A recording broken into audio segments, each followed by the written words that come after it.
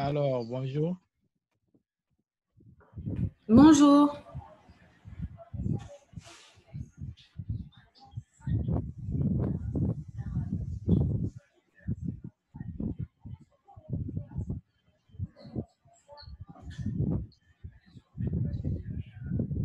J'espère que tout va bien. Oui, tout va bien. Bien, alhamdulillah.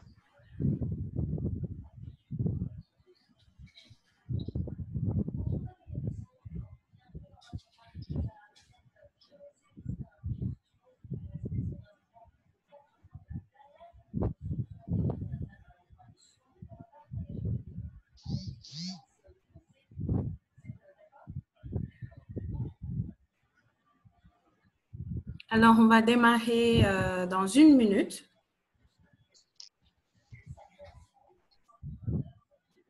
D'accord.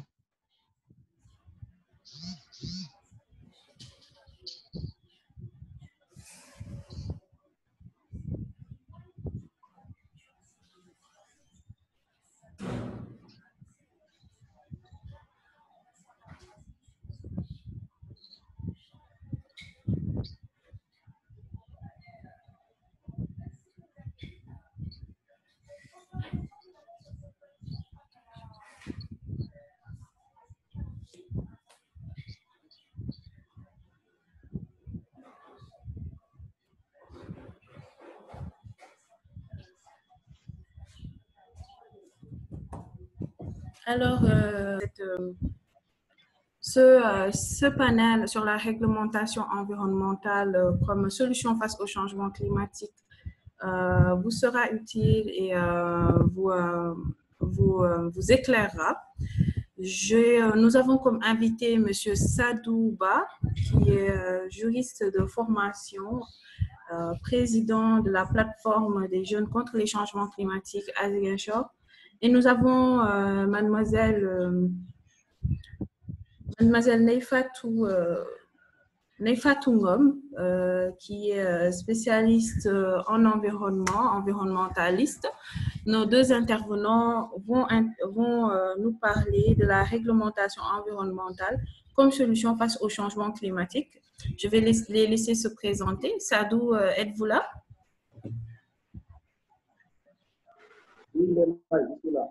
Oui, peux-tu te présenter? Merci beaucoup. Si tu peux parler un peu plus fort, parce qu'on ne t'entend pas bien pour le moment. D'accord.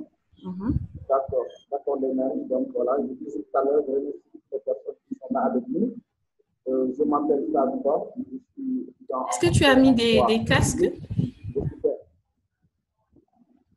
Est-ce que tu as mis un... Il pleut actuellement à Ziguinchor. Ah, il pleut. Ah, d'accord. On comprend. D'accord. C'est ça, voilà. D'accord. Donc voilà, je disais que je suis étudiant en master, droit public, spécialisé en droit et administration de territoriale. Donc, je suis également le président de la plateforme nationale des jeunes sur le champ climatique du Sénégal. Et par ailleurs, coordinateur du collectif ADN des îles en Casamance. Merci Sadou. Neifatou, peux-tu te présenter?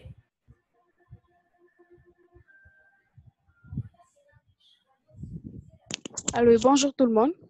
Bonjour. Bonjour, moi c'est Neifatou Ngom et je suis très honorée de participer à ce webinaire qui a pour thème la réglementation environnementale. Et je suis actuellement en master en sciences de l'environnement et je suis ravie de prendre part à ce débat. Merci. Merci à vous de nous honorer de votre présence. Ce panel portera sur la réglementation environnementale comme solution face au changement climatique. Alors, Sadou, qu'est-ce qu'une réglementation? Oui, une réglementation est une norme édictée au niveau interne par le pouvoir public et adoptée par le Parlement afin de pouvoir résoudre une situation de pays. Donc, c'est une loi, en quelque sorte, qui vise quand même à résoudre un domaine bien propre, comme la gestion de revenus, la loi environnementale. Donc, et là, donc, concerne la réglementation, donc voilà, on peut en tout cas voir à deux niveaux. D'abord au niveau international et au niveau interne. Donc, en ce qui concerne au niveau international, il y a quand même eu un long processus, en tout cas sur lequel les États se sont donnés jusqu'à arriver là pour aujourd'hui. Nous puissions un peu parler voilà, des questions, en tout cas des lois qui aujourd'hui quand même tout le monde en train d'apporter des réponses aux questions climatiques. Et là, on peut en tout cas d'abord se rappeler la Convention de Stockholm en 1972, une convention dans laquelle il y a eu des idées quand même qui ont favorisé le processus de formation et de consolidation des règles juridiques environnementales. Maintenant, au plan institutionnel, il y avait également eu la création quand même d'une coordination qui a permis aujourd'hui aux Nations Unies de réfléchir sur le développement durable. Maintenant, après 1972 à Stockholm, il y avait eu une conférence en 1982, une convention qu'on a appelée la Convention de Montego Bay, sur laquelle il y avait eu l'idée de protéger le milieu marin contre la pollution de l'air.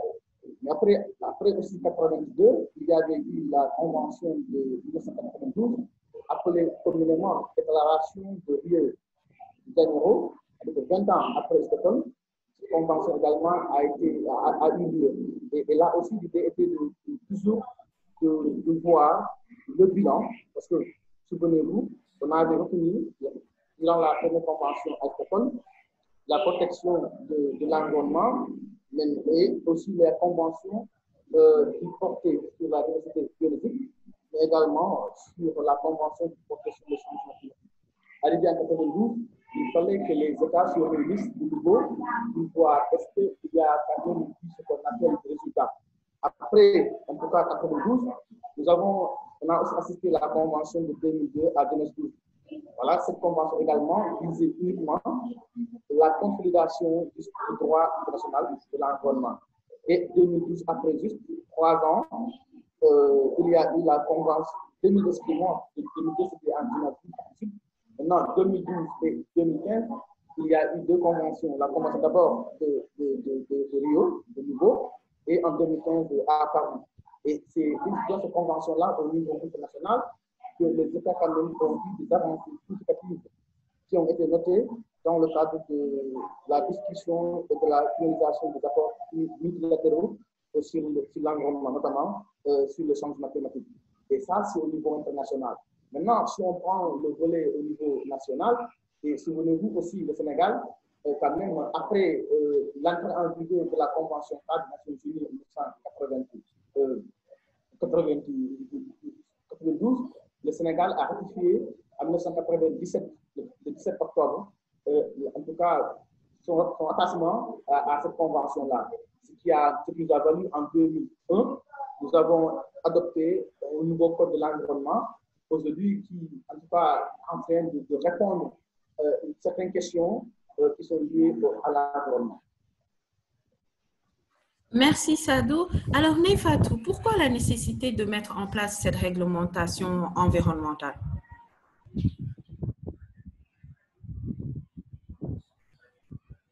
Neifatou? Oui, merci Némarie pour la question.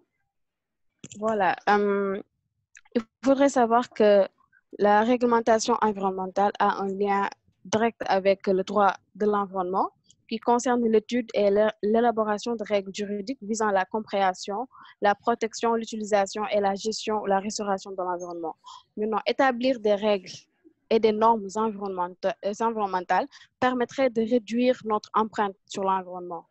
Je vais prendre l'exemple de la réglementation environnementale concernant les bâtiments qui a été élaborée en 2020, c'est-à-dire cette année. C'est une nouvelle disposition qui vise à réduire l'empreinte carbone des bâtiments.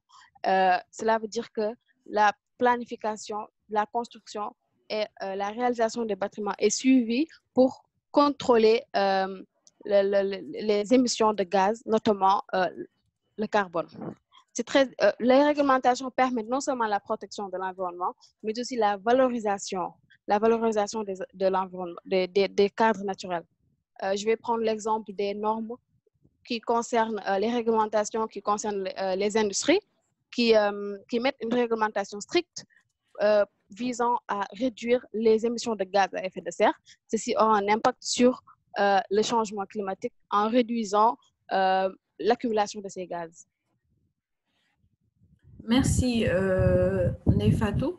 Alors, Sadou, au niveau national, quelles sont les mesures phares qui ont été mises en place dans le sens de cette réglementation? Oui, toujours, on va toujours quand même se focaliser sur l'accord de Paris en 2015. Donc ici, il y a trois éléments essentiels issus de cette convention. D'abord, on pouvait citer quand même la réglementation concernant, il fallait contenir quand même la hausse de la température de la planète Terre nettement en dessous de 2 degrés Celsius, tout en tout cas poursuivant les efforts pour limiter à 1,5 degré Celsius. Après cela, également, il y avait en tout cas l'accroître les capacités des communautés internationales à s'adapter au changement climatique. Mais également, on avait quand même décidé de rendre le flux financier mondial compatible avec un développement économique caractérisé par un certain nombre, évidemment, de la résilience quand même face au changement climatique. Donc, ce sont ces trois éléments quand même qui ont été retenus lors de la convention cadre des Nations Unies sur le climat tenue à Paris en 2015. Maintenant, ce qui est essentiel dans ce cadre-là, il faut toujours signaler que ces accords ne constituent pas en quelque sorte une sanction internationale. Ça veut dire quoi? Si un État n'arrive pas à respecter ces accords, il n'y a quand même aucune sanction, en tout cas, si vous voulez, à l'égard de ces États-là. Pourquoi? Parce que n'oubliez pas qu'il y a toujours la souveraineté internationale qui, quand même, en quelque sorte, constitue une limite, en tout cas, au droit de l'environnement international. Donc, du coup, il faudrait quand même que les États soient plus responsables pour quand même faire respecter certains des accords qu'ils ont signés, en tout cas au niveau international. Merci, Sadou. Neifatou, la réglementation environnementale est-elle réellement appliquée dans le contexte sénégalais? Oui, merci beaucoup. Pour illustrer l'application de ces règles, je vais prendre l'exemple des ISO, c'est-à-dire International Standard Organization, Organisation mondiale de la normalisation. Beaucoup d'entreprises sénégalaises ont adhéré à la certification. Je vais citer quelques entreprises qui ont été certifiées. Il y a le groupe Sonatel. C'est pas une entreprise sénégalaise, mais c'est implanté ici au Sénégal, notamment des banques qui sont certifiées. Il y a aussi les cabinets surtout dans le domaine du notariat qui sont qualifiés ISO 9001, c'est-à-dire ISO de la qualité. Il y a aussi beaucoup d'entreprises qui sont certifiées par rapport à l'ISO 14001, qui fait référence à l'environnement. Il y a aussi l'ISO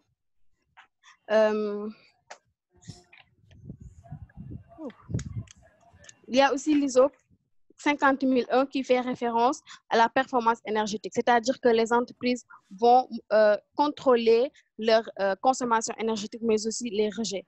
Tout ça, c'est dans le cadre de la normalisation et beaucoup d'entreprises sénégalaises ont adhéré à ces certifications. Sinon, cela va réduire la notoriété, notamment aux yeux des consommateurs. Notamment concernant les conventions qui ont été signées, les Sénégalais sont en train de faire beaucoup d'efforts, notamment dans les zones protégées et surtout dans le domaine industriel. Beaucoup d'industries, notamment les industries des cimenteries, ils font la responsabilité sociétale, mais aussi respectent les normes concernant les émissions de gaz. Merci Neifatou. Alors, ces certifications sont-elles accessibles à toutes les entreprises? Alors, ces certifications, ce sont des normes internationales. D'abord, il faudrait qu'ils adoptent des politiques visant à aboutir à la certification. Donc, ils sont accessibles. Chaque entreprise, notamment, beaucoup pensent que c'est seulement les grandes firmes ou les grandes entreprises qui ont accès à ces certifications, mais ce n'est pas le cas. Même les entreprises locales, les petites entreprises ont accès à ces certifications. Parce que ces certifications permettent non seulement d'avoir un très bon système de management et aussi d'optimiser la productivité de l'entreprise. Cela participe à la croissance des entreprises, notamment les petites et moyennes entreprises. Merci. Alors, Sadou, je vais revenir sur ces accords de Paris. Ces réglementations internationales sont-elles adaptées aujourd'hui à l'Afrique? Merci. On ne t'entend pas du tout, Sadou. Oui, je veux dire, merci Némali, je pense que c'est une question importante parce que tout à l'heure, j'ai entendu en parlant concernant la situation. Mais vous savez, le problème avec les conventions, c'est que parfois, j'ai l'impression que le pouvoir politique finit uniquement, en tout cas, pour juste l'appuyer. Parce qu'aujourd'hui, si on regarde la convention cadre des Nations Unies sur le climat, l'accord de Paris en 2015, et si on regarde par exemple l'un des éléments qui constituait à maintenir quand même la température de 2 degrés Celsius, et si on est en Afrique, je pense qu'il y a des éléments qui ne concernent pas directement. Et cette réglementation ne répond pas, si vous voulez, on peut dire ainsi, en tout cas à nos réalités quotidiennes. Voilà. Donc aujourd'hui, et aussi, une chose à souligner, c'est que les préoccupations que nous avons en Afrique, surtout au Sénégal, parfois n'est pas tellement prises en compte. Et bien, on considère aussi que les pays africains peut-être ne polluent pas beaucoup, mais il oublie que nous, quand même, nous consommons plus, en tout cas, ce que les gens ont en train de polluer. Alors, donc, c'est un problème qui est là, qu'il faudrait, je pense qu'il faudrait une meilleure en tout cas, réflexion sur les accords que le pouvoir public, en tout cas, doit signer. Maintenant, la question, en tout cas, à ma compréhension, ne répond pas, en tout cas, à nos préoccupations sociales. Merci, Sadou. Nefatou, aujourd'hui, que conseillez-vous à une entreprise qui voudrait accéder à cette certification ISO? Une petite entreprise. Alors, voilà.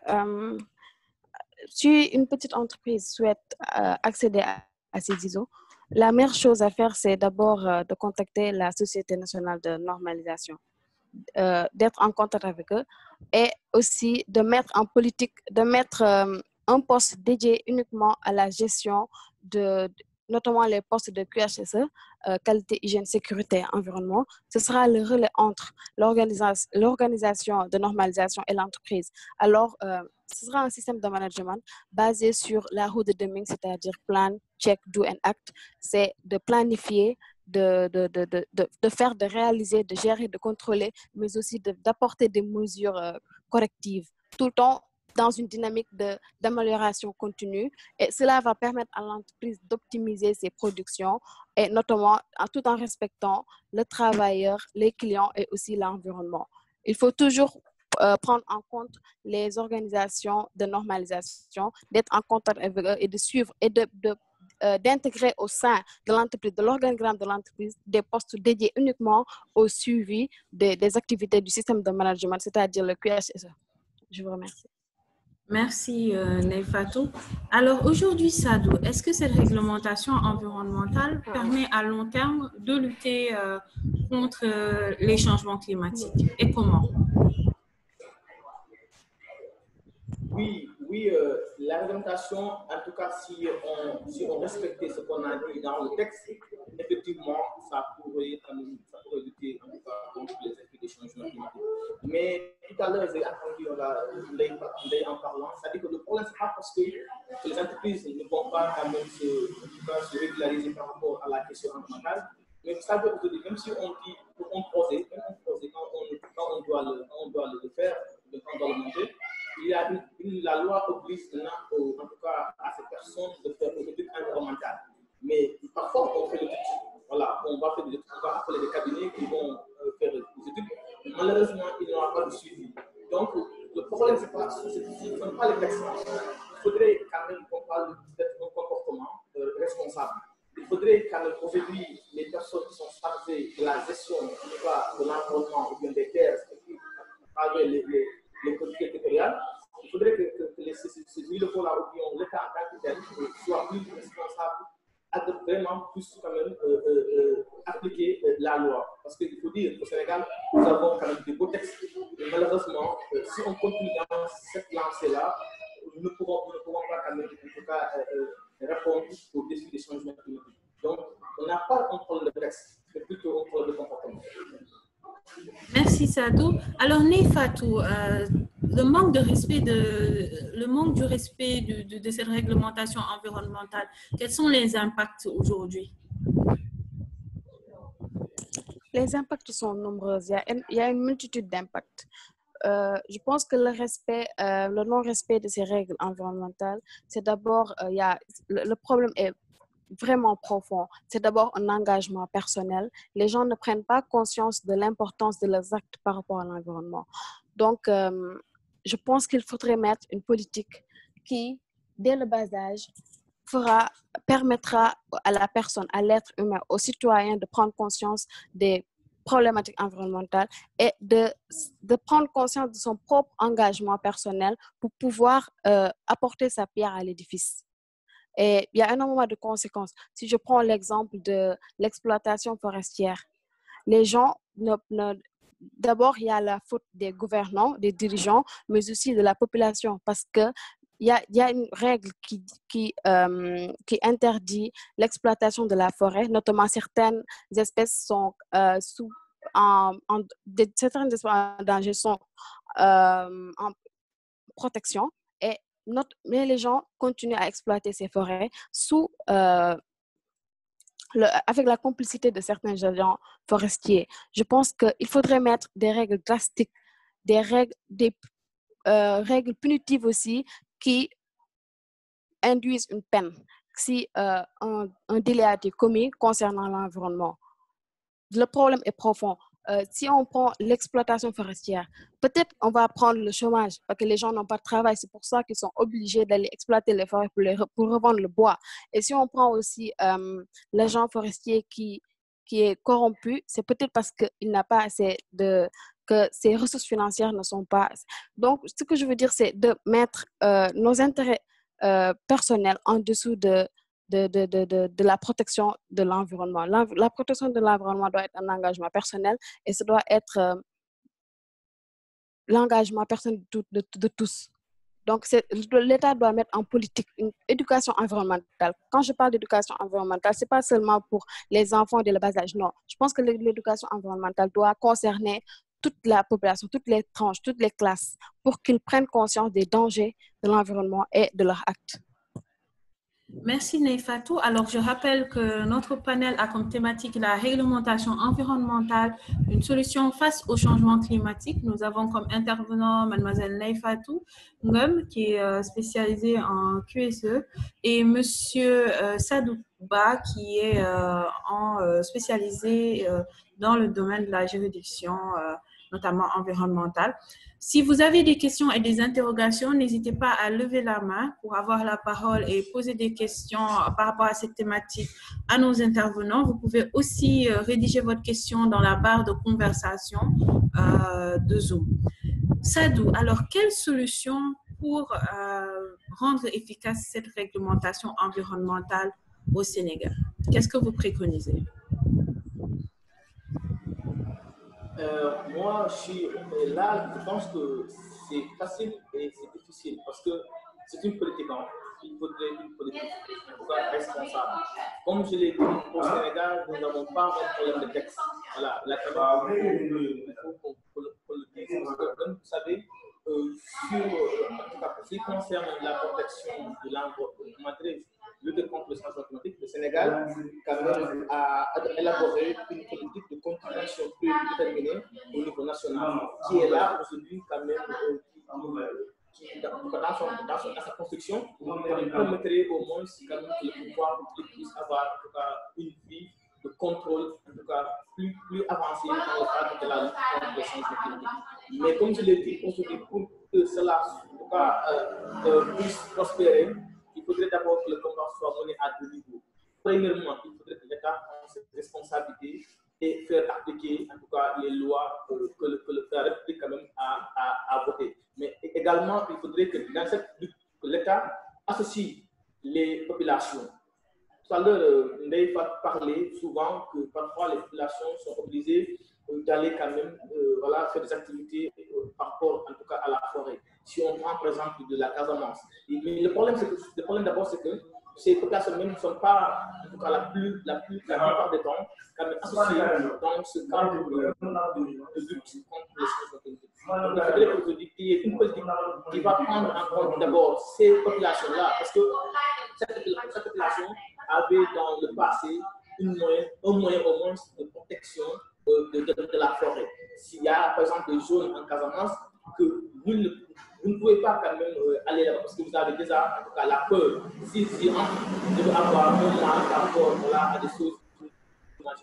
Donc si ces gens-là, quand même, l'État prenait ces gens-là quand même en considération et qu'ensemble, quand même, qu'on met les lois qu'il nous faut, pas des lois qu'on va juste prendre d'ailleurs, les lois les imposer en tout cas au niveau national, ça ne peut pas marcher. Donc il faudrait quand même qu'il y ait une nouvelle politique qui va prendre aussi bien en tout cas la responsabilité du pouvoir public, mais également le rôle de la population.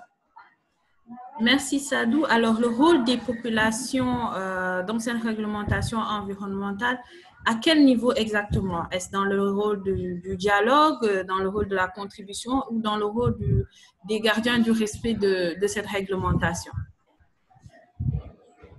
Bon, je peux dire que c'est dans tous ces trois étapes-là. Il faut d'abord que la population soit quand même informée et associée dans le cadre d'élaboration, si vous voulez, en tout cas, un projet de protection, en tout cas, de la forêt, par exemple.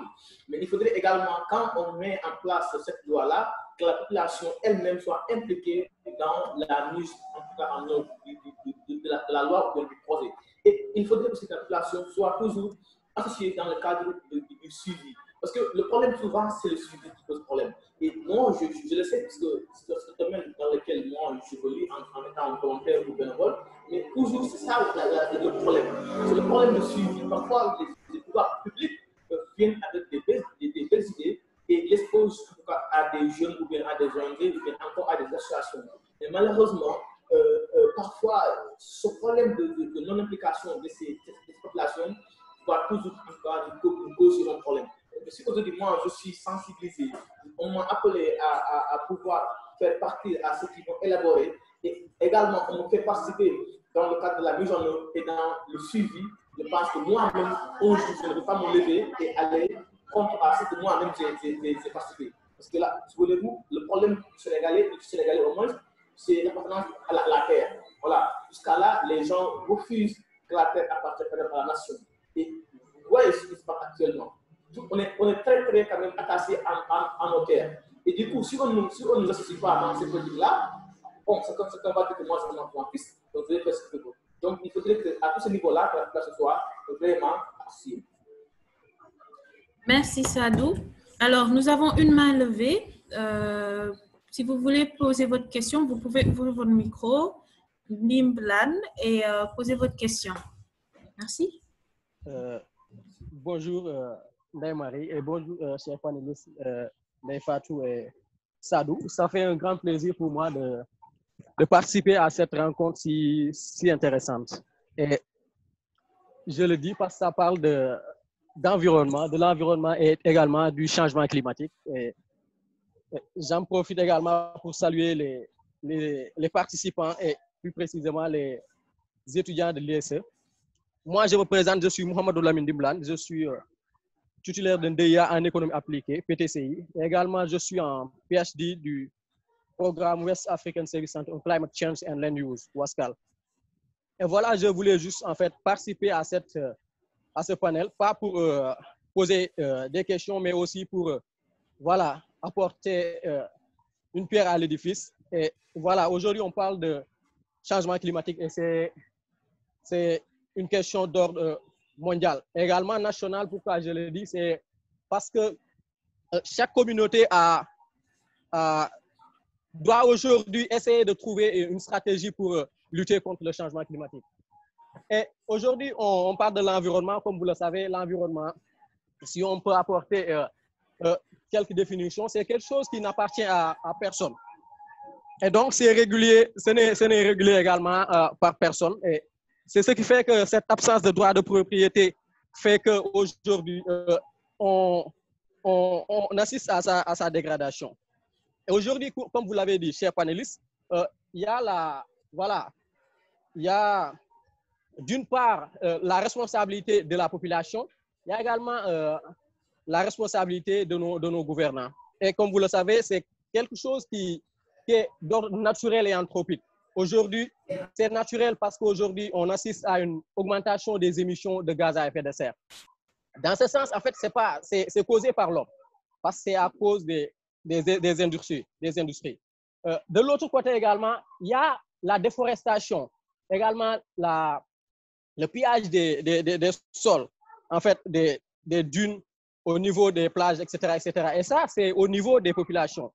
Et donc, pour pallier à cela, il faut d'abord essayer de sensibiliser la population. Ndeye Fatou l'a dit concernant la déforestation, mais je vais juste expliquer quelque chose parce qu'aujourd'hui, on ne peut pas se lever un bon jour pour dire que non, il ne faut pas il faut impérativement interdire la déforestation. Je suis parfaitement d'accord, je suis environnementaliste, que la déforestation n'est pas bonne, mais il faut essayer d'abord de comprendre ce qui est derrière la déforestation. Parce qu'aujourd'hui, si on part dans les régions les plus reculées du Sénégal, comme la Casamance, Kaffrine, dans mon village natal, etc., vous voyez qu'en fait, il y a un niveau de revenu très faible des populations.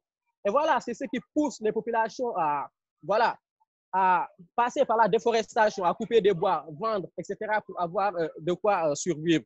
Il y a toutes ces régions-là. Et donc, il faut essayer de passer à la sensibilisation, mais également essayer de mettre en œuvre des projets de développement, des projets qui vont permettre à ces populations d'avoir un niveau de revenu. Et comme vous le savez, en fait, il y a des études empiriques qui ont été développées dans beaucoup de revues internationales où vous trouverez que, voilà, effectivement, l'augmentation du niveau de revenu de la population va correspondre à une dégradation de l'environnement, déforestation, etc., etc. Mais à un certain moment, à un point donné, à un seuil donné, vous verrez que, en fait, cette dégradation de l'environnement, telle que la déforestation, la pollution, va diminuer. Parce qu'en fait, il y a un seuil à partir de laquelle, en fait, la population, ou bien le pays va procéder par une transition. Si je parle de transition, c'est au cas où le pays, en fait, met en place de nouvelles technologies qui vont participer à la réduction des émissions de gaz à effet de serre. Et aujourd'hui, en fait, il faut également penser à quoi? Il faut également penser aux mécanismes de financement. Aujourd'hui, on parle de climate finance. Et sur le marché international et sur également le marché financier, il y a les green bonds qu'on parle aujourd'hui. Et il y a nos autorités aussi qui ne maîtrisent pas en fait ces aspects-là. Il y a également African Development Bank, si je peux dire, qui finance des projets verts. Si je parle de projets verts, c'est des projets qui participent à la réduction des émissions de gaz à effet de serre. Merci Nimlan pour cette intervention. Apparemment, j'ai beaucoup parlé. Oui, si vous avez une question à formuler pour nos intervenants, ou c'était beaucoup plus une contribution? Ok, en fait, c'était juste une contribution. Et pour terminer, je voulais juste donner l'exemple du Maroc, qui aujourd'hui investit beaucoup sur les projets verts allant dans le sens de booster l'agriculture, etc., etc. Et je pense que c'est dans ce sens qu'on pourrait essayer de penser pour pallier à ce problème-là. Et je vous remercie tous, chers panélistes, je vous remercie Ndeye Marie, et voilà, je salue cette initiative. Merci beaucoup et voilà. Merci Nimlan. Je rappelle que si vous voulez poser des questions, il vous suffit de lever la main ou d'écrire votre question dans la barre de conversation de groupe. Alors, Neifatou, comment mettre en place un modèle local qui correspondrait à nos réalités et à nos populations?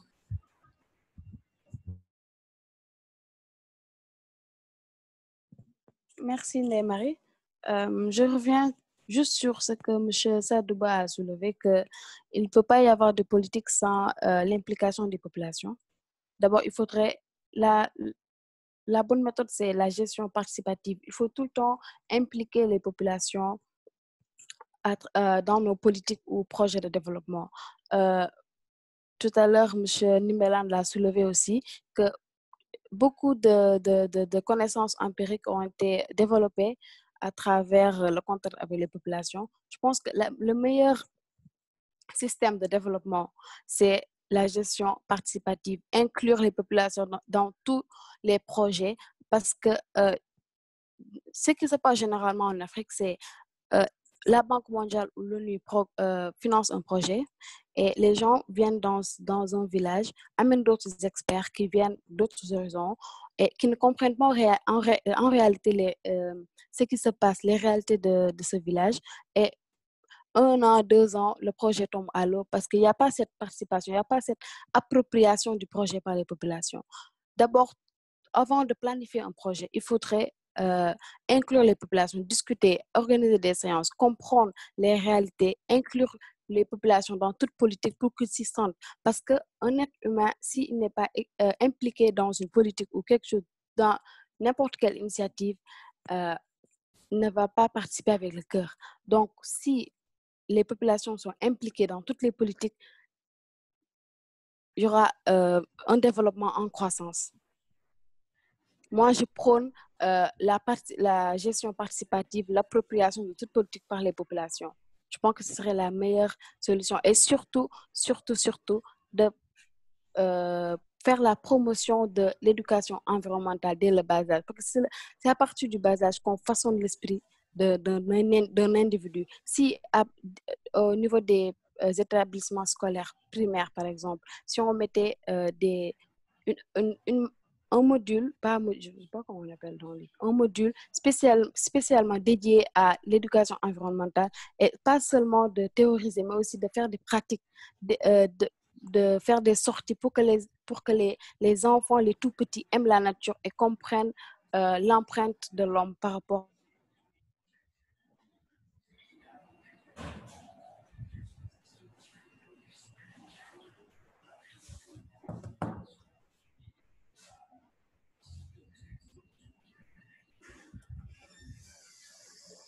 Merci, Ndeye-Marie. Merci, Neifatou. Alors, Sadou, l'éducation environnementale comme solution pour le respect de la réglementation environnementale, vous êtes d'accord? Oui, tout à fait d'accord. D'ailleurs, c'est ça que nous faisons. Et c'est l'occasion peut-être que je vais parler de la plateforme nationale des jeunes sur les changements climatiques. Donc, c'est une plateforme qui est nationale, qui aujourd'hui regroupe 20 clubs au niveau du pays. Et chaque club aujourd'hui quand même en train d'élaborer un fiche d'information et de discussion.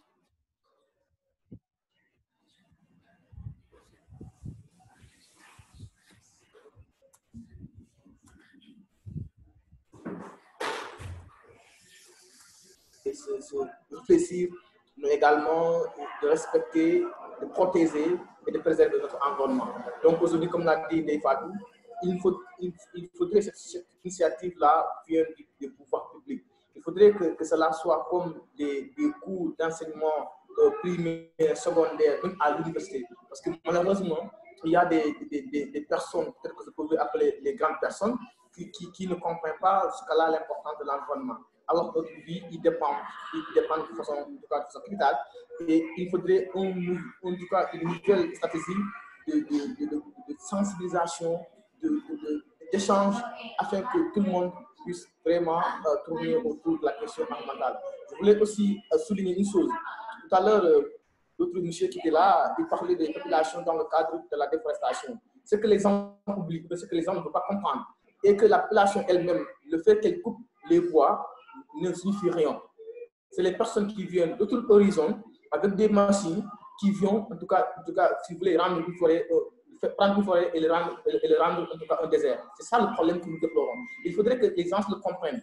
Les populations qui sont au niveau des localités, en général, le fait qu'ils coupent des bois pour cuisiner ou bien pour vendre, avec leurs matériaux quand même très anciens, ne peut rien quand même faire par rapport à ceux qui viennent avec des machines pour couper des tonnes et des millions de bois.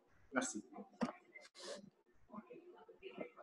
Merci Sadou. Donc, on a 2 mains levées. On va essayer de prendre, donc 3 mains levées. Du coup, on va essayer de prendre les questions, mais essayer d'être très concis et très bref, puisqu'on est à quelques minutes de la fin de ce panel. Moustapha Ouélé, vous pouvez poser votre question très brièvement. Vous ouvrez votre micro tout simplement pour poser votre question. Oui, bonjour tout le monde. Alors, je remercie les panélistes, Ndeye-Fatou et Sadou. Sadou, c'était un camarade de Ziguinchor, Ndeye-Fatou, c'est mon actuel camarade de l'UCAD. Je remercie beaucoup votre intervention et les informations pertinentes que vous nous avez données. Ma question est par rapport aux entreprises d'une certaine manière. J'aimerais savoir, est-ce qu'il existe en ce moment une réglementation pour un peu évaluer leur empreinte carbone? Est-ce qu'il y a des mesures de compensation qui sont mises en place pour un peu réduire ou amoindrir un peu les émissions qu'ils font? Et par rapport à ça, quelle est la législation en cours ou y a-t-il un projet par rapport à tout cela? Merci.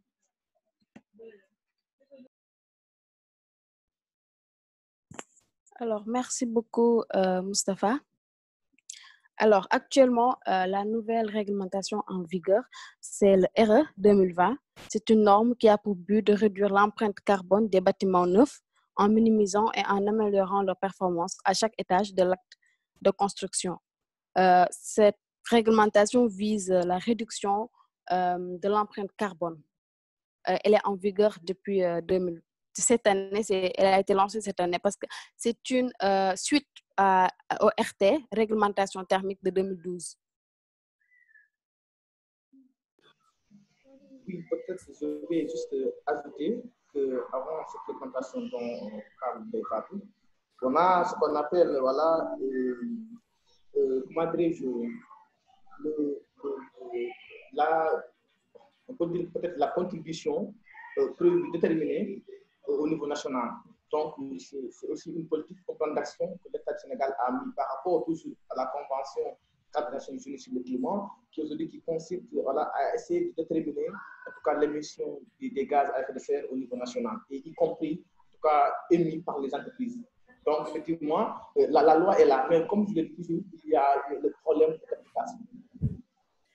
Merci Sadou, merci Ndeye-Fatou pour ces réponses. J'espère que vous êtes satisfait de la réponse. On va passer à Djibril Sangaré. Donc, si vous pouvez ouvrir votre micro et poser votre question très brièvement, bien sûr. Merci beaucoup, Madame la présentatrice. Voilà, donc je voudrais tout d'abord remercier nos 2 panélistes pour la qualité de leurs interventions, la qualité des éléments qu'ils ont apportés. Sinon, ma question, elle est axée un peu sur l'accessibilité des certifications, dont je pense un des 2 panélistes a parlé. Voilà, ne pensez-vous pas que ces certifications devraient, disons, être beaucoup plus démocratisées? Parce qu'analysées sur l'angle financier, les dépenses qui peuvent être engagées pour les avoir peuvent être coûteuses pour des PME et des PMI qui sont quelquefois débutants. Et dans le contexte africain, quelquefois, ces PME sont, disons, ça ne le fait pas trop, ils ont des problèmes financiers. Et donc, par rapport à ces dépenses-là, ne pensez-vous pas que l'accès à ces certifications devrait davantage être démocratisé, donc diminuer les dépenses qui sont engagées pour les avoir? Encore une fois, merci beaucoup. Merci pour votre question. Ndeye-Fatou? Oui, merci beaucoup, Djibril Sangaré. Alors, je vais juste donner l'exemple de l'ISO 50001, c'est-à-dire la performance énergétique. Alors, cette ISO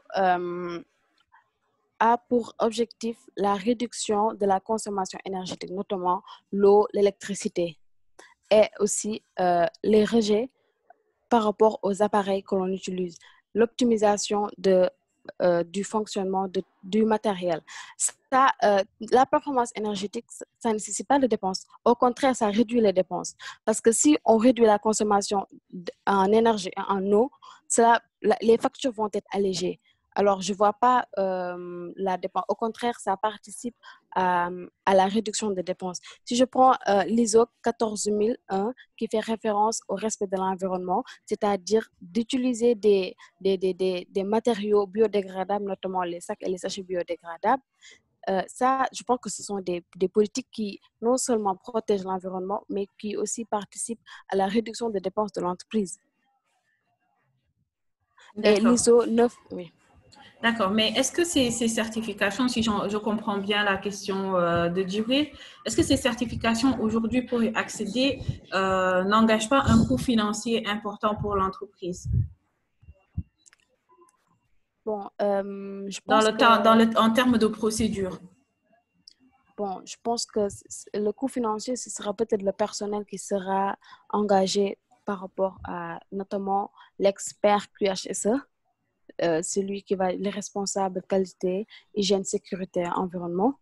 Mais pour la certification, je ne comprends pas votre question en fait. Vous voulez dire que pour obtenir la certification, est-ce qu'il va y avoir des dépenses? C'est ça votre question?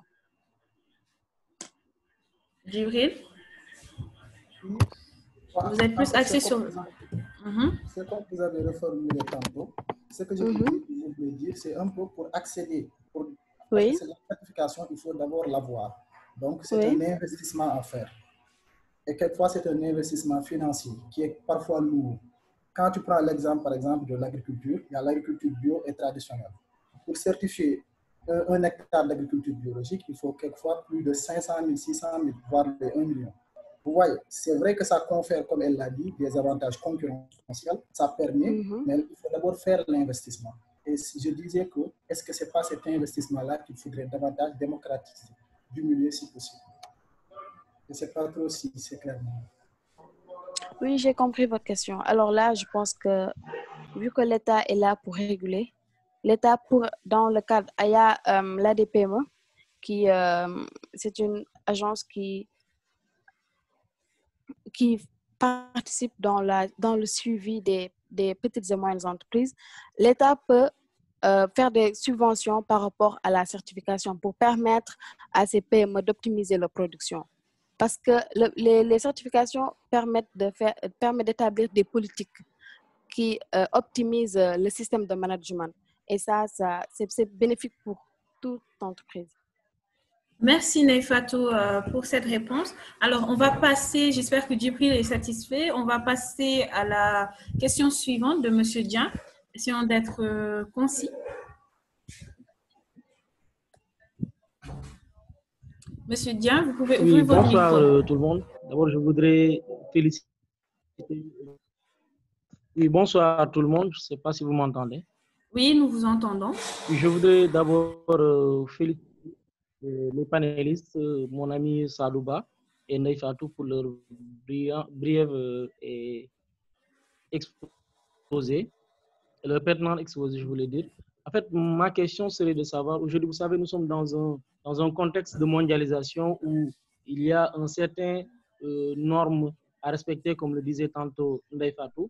Donc, ma question serait de savoir quel serait l'impact aujourd'hui du point de vue économique de la compétitivité des entreprises africaines dans le non-respect des normes préétablies, que ce soit l'OMS, mais aussi les normes environnementales. C'est-à-dire la compétitivité des produits et des entreprises au niveau international sur le non-respect des normes. Sadou? Merci M. Jean pour votre contribution et votre question. D'abord, je pense qu'il faudrait qu'on éclaircisse une chose, parce que ici, dans le cadre de la réglementation environnementale, tout à l'heure, j'avais évoqué la question de souveraineté. Donc, il ne peut pas y avoir une sanction directe, voilà, qui va venir de l'extérieur, en tout cas vers une entreprise qui est au niveau national. Maintenant, c'est au niveau national que les pouvoirs publics, quand même, en fonction de leur code de l'environnement, comme le Sénégal, par exemple, le code de l'environnement, il y a des mesures quand même spécifiques à chacune, en tout cas, des activités qu'une entreprise peut faire au niveau national. Mais en dehors du code de l'environnement, il y a par exemple le code du urbanisme et il y a le code du commerce. Parce qu'on a tous les codes au niveau national. Chacun de ces codes-là a prévu et a réprimé et a interdit et amende également ces entreprises-là. Donc, là, si toutefois une entreprise n'arrive pas à respecter une loi posée par le code de l'environnement, il appartenait à l'État de lui sanctionner en lui amendant une somme d'argent en contrepartie. Mais c'est ça le problème. Le problème, c'est cet amendement-là qui pose problème, l'applicabilité de cette loi-là. Et du coup, qu'est-ce qui se passe? Maintenant, les entreprises deviennent, si vous voulez, des contrebandes. Si moi, ils me laissent faire, et aussi n'est pas donné que les entreprises fait ce qu'elles veulent. Et enfin, il n'y aura pas de sanctions par rapport à ça. Maintenant, le débat, c'est qu'il faudrait toujours que l'État prenne ses responsabilités et voir la question de compétitivité des produits. Vous savez, souvent, il y a des économistes qui refusent le respect de l'environnement parce qu'ils disent qu'en Afrique, on n'a pas encore développé. Il faut d'abord que l'Europe nous attende, nous aussi, qu'on se développe, et après, on veut jouer le jeu de l'environnement. Moi, je ne suis pas d'accord de cet avis, parce que tout simplement, on peut se développer, bien sûr, mais pas en tout cas en bafouillant comme on veut les règles environnementales. Donc, nous pouvons se développer, mais en comptant sur nos ressources en tout cas naturelles et voir comment on va les exploiter de façon en tout cas transparente et également de façon en tout cas diversifiée pour tout un chacun d'entre nous quand même puisse mener son activité en tout cas comme il le doit et comme il le souhaitait en fonction du respect de la loi environnementale. Merci Sadou. Alors nous sommes à la fin de ce panel qui portait, je le rappelle, sur la réglementation environnementale comme solution face au changement climatique. Je remercie nos intervenants, M. Sadouba et Mlle Neifatou Ngom. Si vous pouvez nous dire vos mots de fin. Neifatou. Merci beaucoup Marie et merci beaucoup aux participants. Et merci beaucoup pour les questions et contributions. Alors, mes mots, j'admire vraiment ce genre d'initiative parce que ça permet de discuter sur des thématiques environnementales, d'apporter des solutions. Et c'est à nous, jeunes, de relever ce défi, de relever ce challenge. Ce n'est pas aux autres de développer notre pays, c'est à nous. Et le développement commence, je trouve, par ces genres de réflexion. D'abord, il faudrait titiller nos esprits pour pouvoir, après, mettre sur place des politiques de développement et des projets. Les projets vont naître à partir de ce genre de discussion et ces cadres sont vraiment à féliciter et à multiplier. Je vous félicite aussi, Marie, d'avoir organisé ce sommet et c'est admirable. Merci beaucoup. Merci Neifatou. Nous sommes très honorés de votre présence et de votre contribution. Sadou, un mot de fin? Merci beaucoup les Marie, merci beaucoup à toutes les personnes qui ont pu en tout cas, suivre en tout cas, ce panel qui portait sur l'environnement. Mais aussi merci beaucoup en tout cas à toute l'équipe de ce sommet et merci aussi à vous, les Marie particulièrement, depuis notre rencontre a tenu jusqu'à présent. Vraiment à chaque fois, on voit comme si vous voulez une référence. Et ça, c'est une chose très importante pour nous les jeunes, en tout cas qui sont là et qui comptent vraiment pour nous contrôler le défi. Donc vraiment, si vous voulez, on est très content quand même d'être à vos côtés dans ce cadre d'initiative. Et je prie fortement que nous arrivons en tout cas à nos fins. Merci beaucoup et merci à tout le monde. Merci Sadou, merci Neifatou. Nous sommes à la fin de notre activité. Nous remercions également tous les participants à ce débat pour vos questions et vos contributions.